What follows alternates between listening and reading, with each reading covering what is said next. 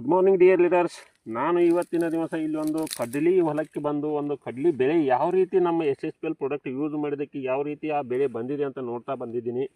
So ಇವಾಗ ನಾವು ಒಂದು ಗಿಡ ಮಾತ್ರ ನಾನು ಇಲ್ಲಿ ತೊಗೊಳ್ತಾ ಇದ್ದೀನಿ. ಆ ಒಂದು ಗಿಡದಿಂದ ಯಾವ ರೀತಿ ಇಲ್ಲಿ ಪಡ್ಲನ್ನು ಬಿಟ್ಟಿದೆ, ಎಷ್ಟು ಪಡ್ಲಿದೆ ಒಂದು ಗಿಡಕ್ಕೆ ಅನ್ನೋದ್ರ ಬಗ್ಗೆ ನಾನು ಚೆಕ್ ಮಾಡ್ತಾ ಇದ್ದೇನೆ.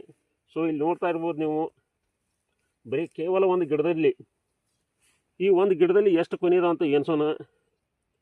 1 2 3 4 5 6 7 8 9 10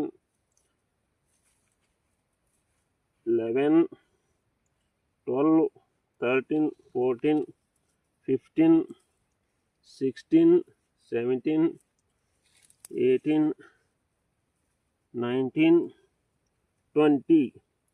ಈ ಒಂದೇ ಒಂದು ಗಿಡ ಈ ಒಂದು 20 ಅಂದರೆ 20 ಪಡ್ಲಗಳನ್ನು ಬಿಟ್ಟಿದೆ. ಇದು ಒಂದೇ ಅಂದರೆ ಒಂದು ಗಿಡ, ಈ ಒಂದೇ ಒಂದು ಗಿಡದಿಂದ ಇಷ್ಟೊಂದು ಪಡ್ಲು ಬಿಟ್ಟು ಕಾಯಿ ಒಂದು ಕೊನೆಯಲ್ಲಿ ಸುಮಾರು 15ರಿಂದ 20 ಕಾಯಿಗಳನ್ನು ಬಿಟ್ಟಿದೆ. ಅದು ಕಾಯಿ ಕಲರ್ ನೋಡ್ಬೋದು, ಕಾಯಿ ಯಾವ ರೀತಿ ಅಂತ, ಕಾಯಿ ದಪ್ಪನ್ನು ನೋಡ್ಬೋದು, ಸೈಜ್ ನೋಡ್ಬೋದು ಯಾವ ರೀತಿ ಒಂದೇ ಸೈಜ್ ಇದೆ.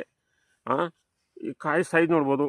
ನೆಕ್ಸ್ಟ್ ಈ ಪೂರ್ತಿ ಇದ್ರ ಹೊಲವನ್ನು ನೋಡ್ಬೋದು ನೀವು, ಈ ಪೂರ್ತಿ ಒಂದು ಹೊಲವನ್ನು ನೋಡ್ಬೋದು ಯಾವ ರೀತಿ ಇದು ಕಲರ್ ಬಂದಿದೆ ಜಸ್ಟ್ ನೋಡ್ಬೋದು. ನಮ್ಮ SSPL ಪ್ರಾಡಕ್ಟನ್ನು ಯೂಸ್ ಮಾಡಿದ ರೈತರು ಯಾವ ರೀತಿ ಅದನ್ನು ರಿಸಲ್ಟನ್ನು ಕಂಡುಕೊಂಡಿದ್ದಾರೆ ಅಂತ ನೋಡ್ಬೋದು.